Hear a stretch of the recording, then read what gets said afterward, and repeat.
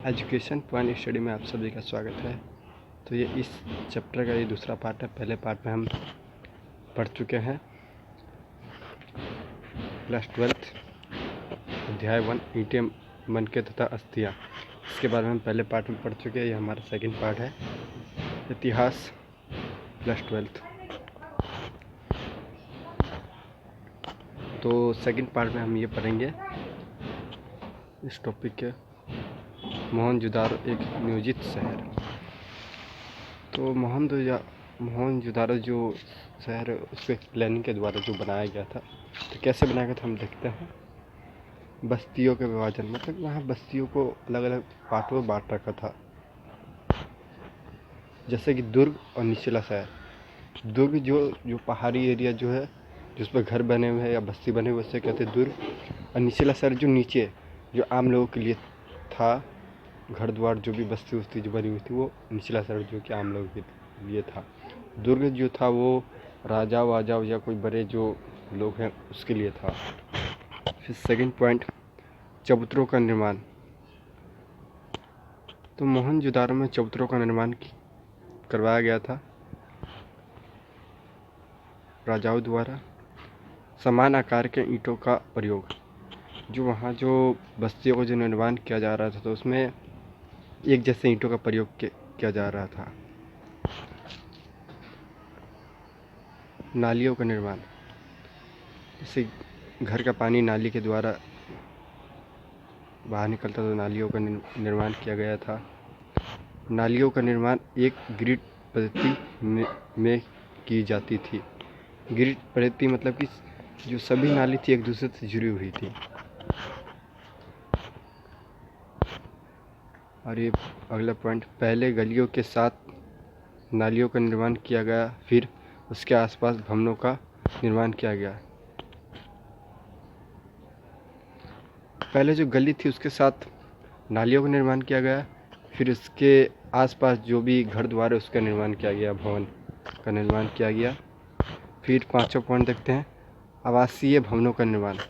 आवासीय भवनों का निर्माण मतलब कि जो भी बड़े बड़े भवन थे या आवासीय जो आम लोगों के लिए थे, उसका निर्माण किया गया। एकांतता को महत्व, जो मोहनजोदारो के जो लोग थे या जो भी सभ्य लोग थे, वो एकांतता को महत्व देते थे। कुआओं का निर्माण, तो वहाँ कुआओं का निर्माण, कुआं के द्वारा वो पानी लेते थे और उसका पानी का इस्तेमाल करते थे, इसलिए वहाँ कुआओं का निर्माण किया गया। मोहनजोदारो से 700 कुआएँ मिलते हैं। मोहनजोदारो में 700 कुआएँ हमें प्राप्त होते हैं। दुर्ग जो 8वां पॉइंट, दुर्ग में जो था माल गोदाम, जिसमें जो सामान वामान को रखा जाता था, माल गोदाम कहते थे। सार्वजनिक स्नानागार, सार्वजनिक स्नानागार था वो सभी के लिए था, सभी वहाँ स्नान कर सकते थे। अब नेक्स्ट टॉपिक देखते हैं, सामाजिक विभिन्नताओं का अवलोकन। तो कैसे वहाँ अलग अलग सामाजिक विभिन्नता है, उनका अवलोकन, अलग अलग डिफरेंट अवलोकन। संविधानों का अध्ययन, संविधानों का अध्ययन, जैसे जो राजा वाजा मर जाते थे तो उसके बारे में पता चलता है। जिससे कब्र से ज़्यादा कीमती वस्तु मिली होगी वे अमीर रहे होंगे, जिससे कब्र से सस्ती वस्तु मिली होगी वे गरीब रहेगा। कहने मतलब जैसे कब्र को खोद कर जो चीज़ हमें प्राप्त होता है, तो उससे पता चलता है कि अगर ज़्यादा महंगी वस्तु है या कीमती वस्तु है तो वो आदमी अमीर रहा होगा, और कम महंगी वस्तु या कम कीमती वस्तु मिलती है तो हमें जिससे पता चलता है कि वो आदमी गरीब रहा होगा। विलासिता की वस्तु की खोज, जो विलासिता की वस्तु जो हाथ की बनाई हुई चीज़ जो होती है उससे विलासिता की वस्तु कहते हैं, और जिनकी कीमत अधिक होती है।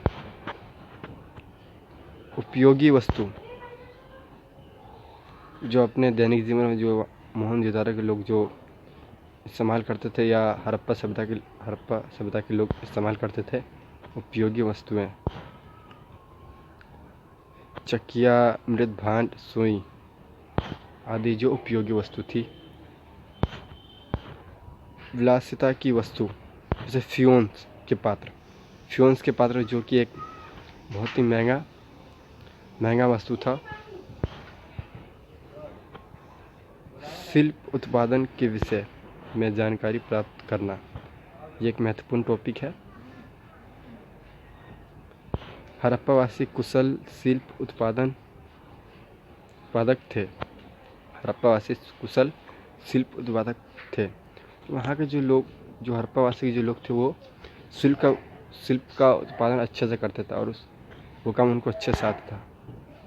अनेक प्रकार की वस्तुओं का निर्माण करते थे। वहाँ हड़प्पावासी जो लोग थे वो अधिकतर प्रकार की वस्तुओं का उत्पादन खुद ही करते थे, जैसे मनके बनाना, शंख की कटाई, मुहर निर्माण, बाट बनाना, ये सभी चीज़ हड़प्पावासी लोग उत्पादन करते थे।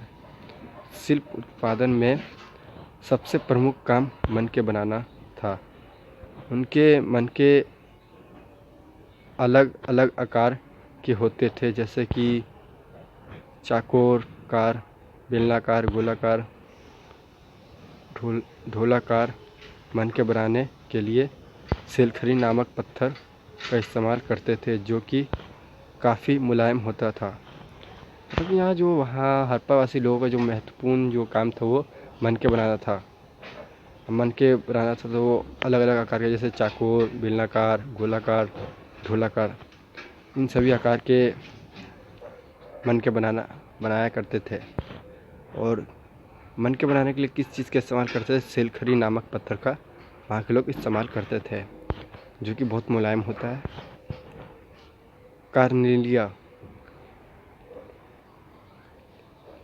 कार्नेनियल पीछे रंग की कच्ची माल तथा मनके को आग में पकाकर प्राप्त किया जाता था। कार्नेनियल पीछे रंग की कच्चे माल तथा मनके को आग में पकाकर प्राप्त किया जाता था। मतलब कि कैसे ये प्राप्त करते थे वो बता रहे कि आग में पकाकर प्राप्त किया जाता था। इतिहासकार उत्पादन केंद्रों का पता कैसे लगाते हैं? ये भी एक टॉपिक है एनसीईआरटी का। इतिहासकार उत्पादन केंद्रों का पता कैसे लगाते हैं? चलिए इस टॉपिक के बारे में देखते हैं। इसके लिए इतिहासकार अनेक वस्तुओं को ढूंढते हैं।